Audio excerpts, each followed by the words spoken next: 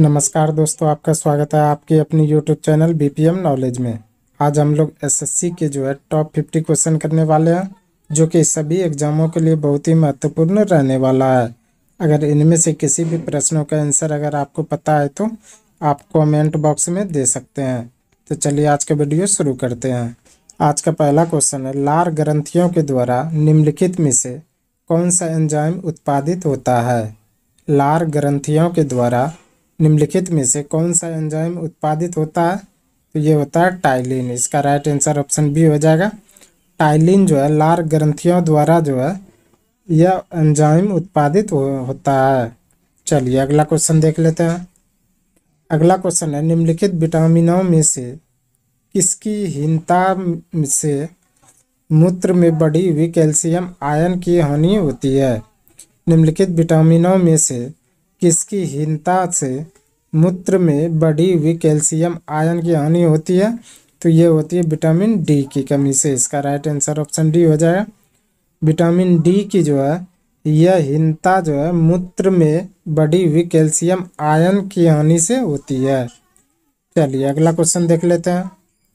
अगला क्वेश्चन है, मानव शरीर में निम्नलिखित में से कौन उन प्रतिपिंडों का निर्माण करती है जो प्रतिरक्षा के लिए जिम्मेदार है? मानव शरीर में निम्नलिखित में से कौन उन प्रतिपिंडों का निर्माण करती है जो प्रतिरक्षा के लिए जिम्मेदार है? तो यह श्वेत रक्त कोशिकाएं है। इसका राइट आंसर ऑप्शन डी हो जाएगा। श्वेत रक्त कोशिकाएं यह मानव शरीर में उन प्रतिपिंडों का निर्माण करती है जो कि प्रतिरक्षा के लिए जिम्मेदार है। चलिए अगला क्वेश्चन देख लेते हैं। अगला क्वेश्चन है, निम्नलिखित में से कौन बायोगैस गोबर गैस का एक प्रमुख घटक है? निम्नलिखित में से कौन बायोगैस यानी कि गोबर गैस का एक प्रमुख घटक है? तो यह मीथेन। इसका राइट आंसर ऑप्शन डी हो जाएगा। मीथेन गैस यह बायोगैस का एक प्रमुख घटक है। चलिए अगला क्वेश्चन देख लेते हैं। अगला क्वेश्चन है, निम्नलिखित में से कौन सा एक अग्निशामक में प्रयुक्त होता है? निम्नलिखित में से कौन सा एक अग्निशामक में प्रयुक्त होता है? तो ये होता है खाने का सोडा यानी कि बेकिंग सोडा। इसका राइट आंसर ऑप्शन ए हो जाएगा। बेकिंग सोडा को अग्निशामक के रूप में प्रयोग होता है। चलिए अगला क्वेश्चन देख लेते हैं। अगला क्वेश्चन है, निम्नलिखित में से किस में हीमोग्लोबिन की प्रतिशतता अधिकतम होती है? निम्नलिखित में से किस में हीमोग्लोबिन की प्रतिशतता अधिक होती है? तो ये होती है पुरुष यानी वयस्क में। इसका राइट आंसर ऑप्शन सी हो जाएगा। पुरुष यानी वयस्क व्यक्ति में हीमोग्लोबिन की प्रतिशतता सबसे अधिक होती है। चलिए अगला क्वेश्चन देख लेते हैं। अगला क्वेश्चन है, निम्नलिखित में से कौन सा एक जल में घुलनशील विटामिन है? निम्नलिखित में से कौन सा एक जल में घुलनशील विटामिन है? तो यह विटामिन सी। इसका राइट आंसर ऑप्शन बी हो जाएगा। विटामिन सी यह जल में घुलनशील विटामिन है। चलिए अगला क्वेश्चन देख लेते हैं। अगला क्वेश्चन है, एक दिन में किसी सामान्य व्यक्ति के वृक्कों यानी किडनी में से होकर कितनी लीटर रक्त गुजरता है? एक दिन में किसी सामान्य व्यक्ति के वृक्क यानी किडनी के द्वारा कितनी लीटर रक्त गुजरता है? तो ये 170 लीटर। इसका राइट आंसर ऑप्शन सी हो जाएगा। 170 लीटर यह किसी सामान्य व्यक्ति में किडनी के द्वारा रक्त गुजरता है। चलिए अगला क्वेश्चन देख लेते हैं।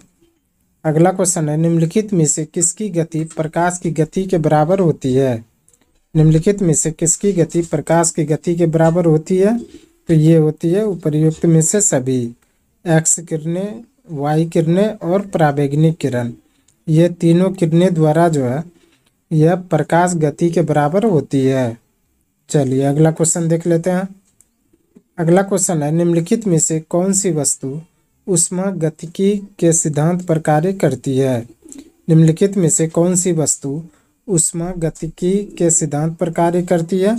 तो यह करती है स्टीम आयन। इसका राइट आंसर ऑप्शन डी हो जाएगा। स्टीम आयन यह वस्तु ऊष्मागति के सिद्धांत पर कार्य करती है। चलिए अगला क्वेश्चन देख लेते हैं। अगला क्वेश्चन है, निम्न में से किस संविधान संशोधन अधिनियम ने सहकारी समितियों को संवैधानिक दर्जा का संरक्षण प्रदान किया।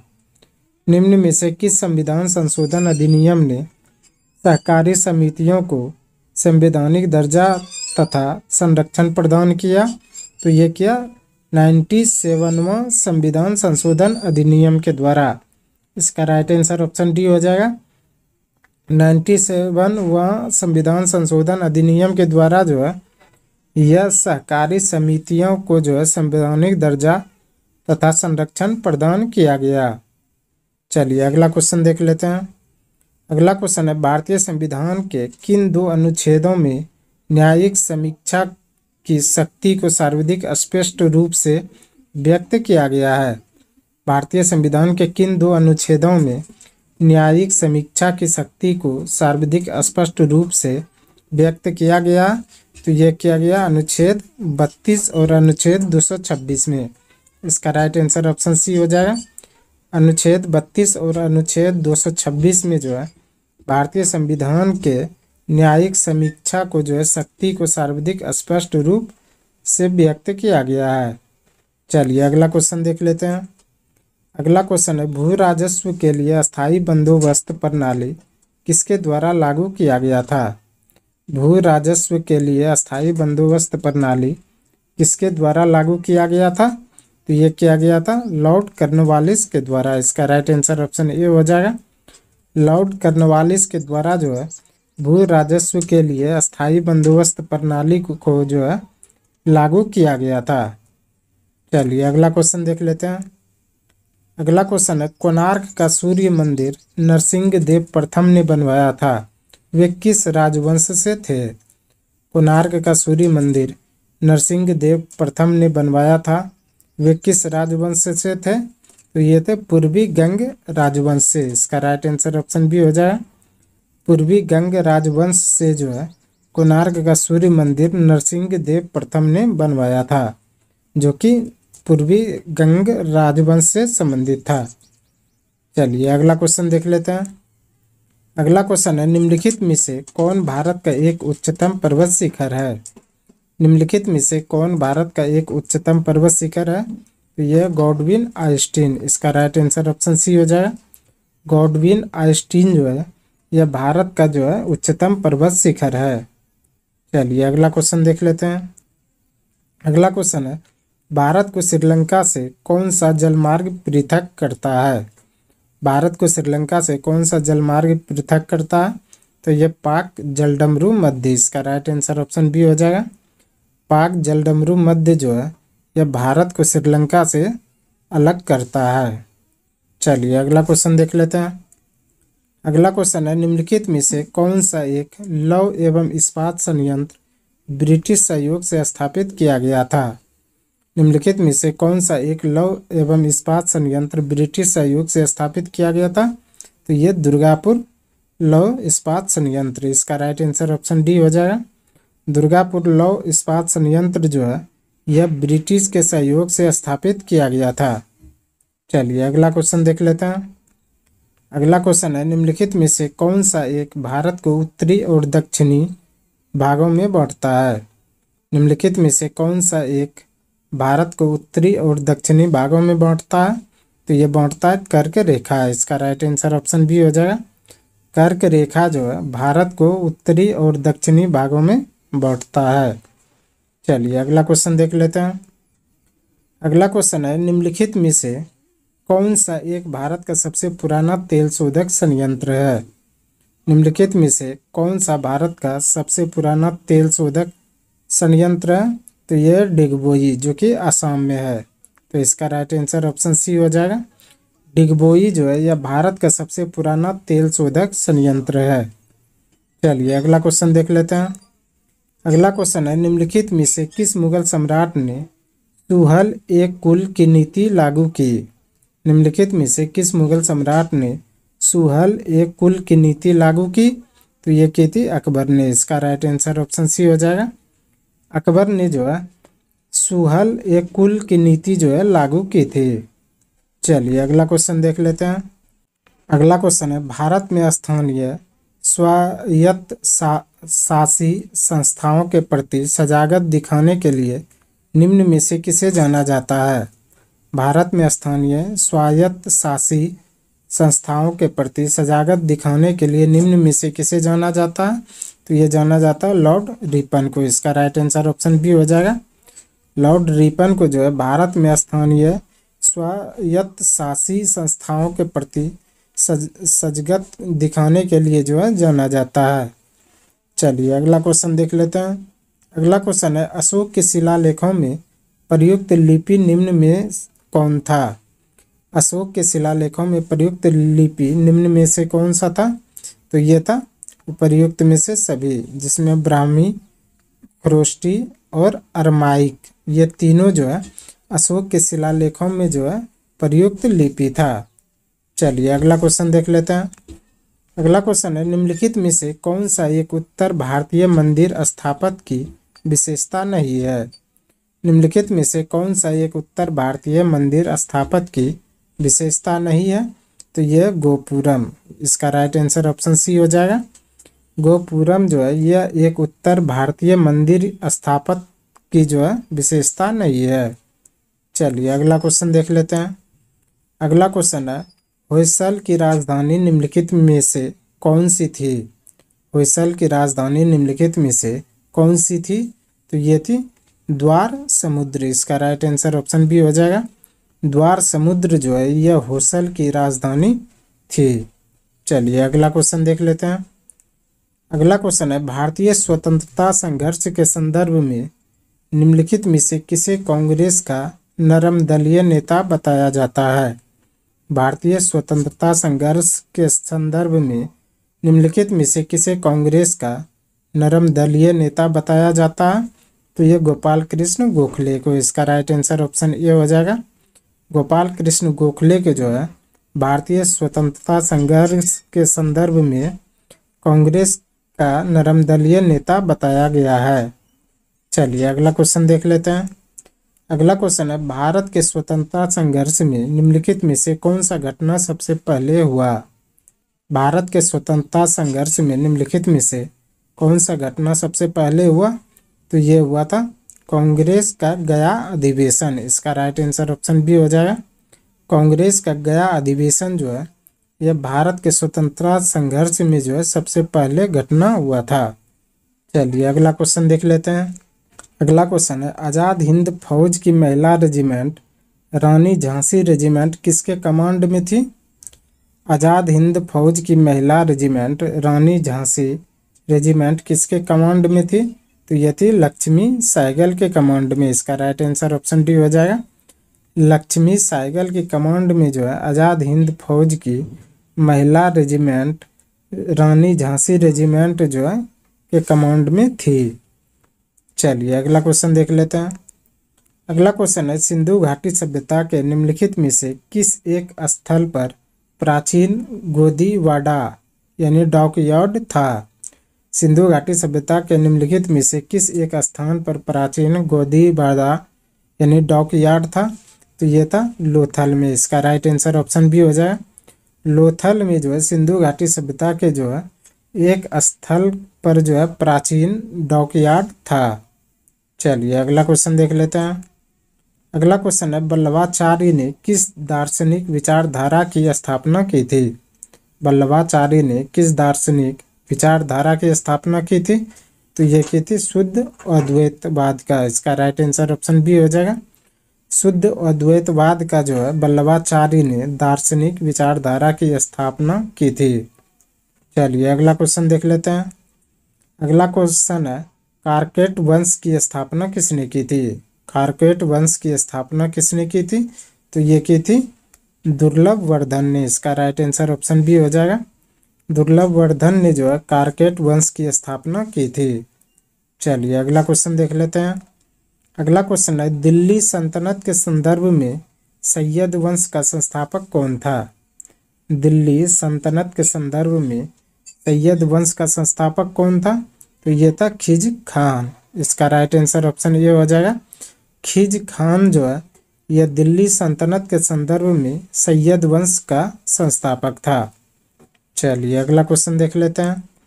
अगला क्वेश्चन है, निम्नलिखित में से कौन सा भारत के प्रथम विधि मंत्री थे? निम्नलिखित में से कौन सा भारत के प्रथम विधि मंत्री थे? तो ये थे डॉक्टर भीमराव अंबेडकर। इसका राइट आंसर ऑप्शन सी हो जाएगा। डॉक्टर भीमराव अंबेडकर जो है यह भारत के प्रथम विधि मंत्री थे। चलिए अगला क्वेश्चन देख लेते हैं। अगला क्वेश्चन है, संघ और राज्यों के बीच वित्तीय आवंटन निम्नलिखित में से किस एक को सिफारिशों के आधार पर होता है?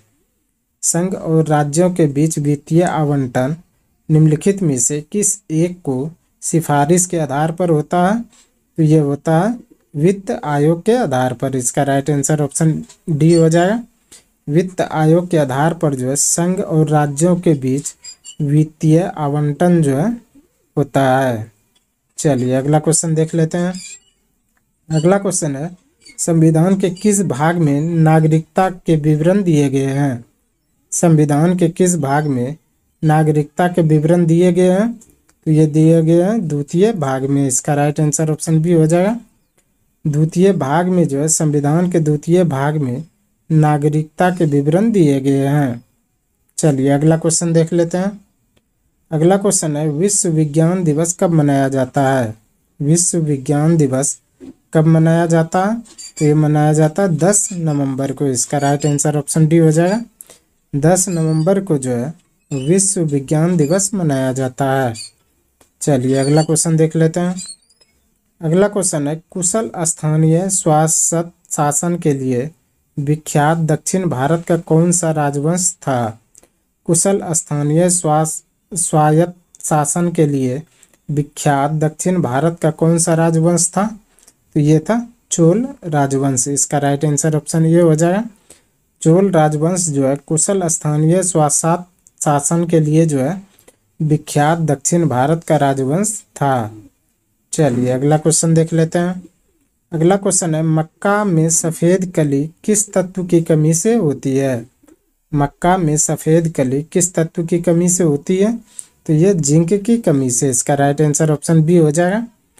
जिंक की कमी से जो है मक्का में सफ़ेद कली होती है। चलिए अगला क्वेश्चन देख लेते हैं। अगला क्वेश्चन है, निम्नलिखित कार्यों में से कौन सा कार्य स्थानीय स्वशासन से संबंधित नहीं है? निम्नलिखित कार्यों में से कौन सा कार्य स्थानीय स्वशासन से संबंधित नहीं है? तो ये लोक व्यवस्था का अनुरक्षण। इसका राइट आंसर ऑप्शन डी हो जाएगा। लोक व्यवस्था का अनुरक्षण जो है यह कार्य स्थानीय स्वशासन से संबंधित नहीं है। चलिए अगला क्वेश्चन देख लेते हैं। अगला क्वेश्चन है, काली मिट्टी भारत के किस प्रदेश में मिलती है? काली मिट्टी भारत के किस प्रदेश में मिलती है? तो ये उपर्युक्त सभी प्रदेशों में, जिसमें महाराष्ट्र, मध्य प्रदेश, गुजरात, ये तीनों में जो है काली मिट्टी जो है पाई जाती है। चलिए अगला क्वेश्चन देख लेते हैं। अगला क्वेश्चन है, पहला परमाणु बम कहाँ गिराया गया था? पहला परमाणु बम कहाँ गिराया गया था? तो ये हिरोशिमा पर। इसका राइट आंसर ऑप्शन डी हो जाएगा। हिरोशिमा पर जो है पहला परमाणु बम गिराया गया था। चलिए अगला क्वेश्चन देख लेते हैं। अगला क्वेश्चन है, भारत छोड़ो आंदोलन किस वर्ष शुरू हुआ था? भारत छोड़ो आंदोलन किस वर्ष शुरू हुआ था? तो ये 1942 में। इसका राइट आंसर ऑप्शन सी हो जाएगा। 1942 में जो है भारत छोड़ो आंदोलन शुरू हुआ था। चलिए अगला क्वेश्चन देख लेते हैं। अगला क्वेश्चन है, मेगास्थनीज किसके शासनकाल में भारत आया था? मेगास्थनीज किसके शासनकाल में भारत आया था? तो ये चंद्रगुप्त मौर्य के शासनकाल में। इसका राइट आंसर ऑप्शन सी हो जाएगा। चंद्रगुप्त मौर्य के शासनकाल में जो है मेगास्थनीज भारत आया था। चलिए अगला क्वेश्चन देख लेते हैं। अगला क्वेश्चन है, कालीबंगा कहाँ स्थित है? कालीबंगा कहाँ स्थित है? तो यह है राजस्थान में। इसका राइट आंसर ऑप्शन बी हो जाएगा। राजस्थान में जो है कालीबंगा स्थित है। चलिए अगला क्वेश्चन देख लेते हैं। अगला क्वेश्चन है, दक्षिण भारत की सर्वाधिक प्राचीन एवं समृद्ध भाषा है? दक्षिण भारत की सर्वाधिक प्राचीन एवं समृद्ध भाषा कौन सी है? तो यह है तमिल भाषा। इसका राइट आंसर ऑप्शन ए हो जाएगा। तमिल भाषा जो है यह दक्षिण भारत की सर्वाधिक प्राचीन और समृद्ध भाषा है। चलिए अगला क्वेश्चन देख लेते हैं। अगला क्वेश्चन है, कपास की खेती के लिए सर्वोत्तम मिट्टी कौन सी है? कपास की खेती के लिए सर्वोत्तम मिट्टी कौन सी है? तो यह काली मिट्टी, इसका राइट आंसर ऑप्शन ए हो जाएगा। काली मिट्टी जो है कपास की खेती के लिए सर्वोत्तम मिट्टी मानी जाती है। चलिए अगला क्वेश्चन देख लेते हैं। अगला क्वेश्चन है बृहद संहिता का रचयिता कौन था? बृहद संहिता का रचयिता कौन था? तो ये था वारामिहिर, इसका राइट आंसर ऑप्शन सी हो जाएगा। वारामिहिर जो है बृहद संहिता की रचयिता था। चलिए अगला क्वेश्चन देख लेते हैं। अगला क्वेश्चन है लक्षद्वीप कहाँ स्थित है? लक्षद्वीप कहाँ स्थित है? तो यह अरब सागर में, इसका राइट आंसर ऑप्शन ए हो जाएगा। अरब सागर में जो है लक्षद्वीप स्थित है। चलिए अगला क्वेश्चन देख लेते हैं। अगला क्वेश्चन है नगर निगम की बैठकों की अध्यक्षता कौन करता है? नगर निगम की बैठकों की अध्यक्षता कौन करता है? तो यह करता है महापौर, इसका राइट आंसर ऑप्शन बी हो जाएगा। महापौर जो है यह नगर निगम की बैठकों की अध्यक्षता करता है। चलिए अगला क्वेश्चन देख लेते हैं। अगला क्वेश्चन है ग्रीडा नामक लोक नृत्य इनमें से किस राज्य से संबंधित है? ग्रीडा नामक लोक नृत्य इनमें से किस राज्य से संबंधित है? तो यह है मध्य प्रदेश से, इसका राइट आंसर ऑप्शन बी हो जाएगा। मध्य प्रदेश में जो है ग्रीडा नामक लोक नृत्य है।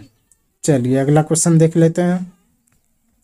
आज का अंतिम क्वेश्चन है बथुकुम्मा उत्सव निम्न में से किस राज्य से संबंधित है? बथुकुम्मा बथुकुम्मा उत्सव निम्न में से किस राज्य से संबंधित है? तो यह तेलंगाना से, इसका राइट आंसर ऑप्शन ए हो जाएगा। तेलंगाना से जो है बथुकुम्मा उत्सव जो है संबंधित है। आज के लिए बस इतना ही। हमें उम्मीद है कि ये वीडियो आपको पसंद आया होगा। अगर पसंद आया तो प्लीज़ लाइक, कमेंट, शेयर और चैनल को सब्सक्राइब जरूर करें। धन्यवाद।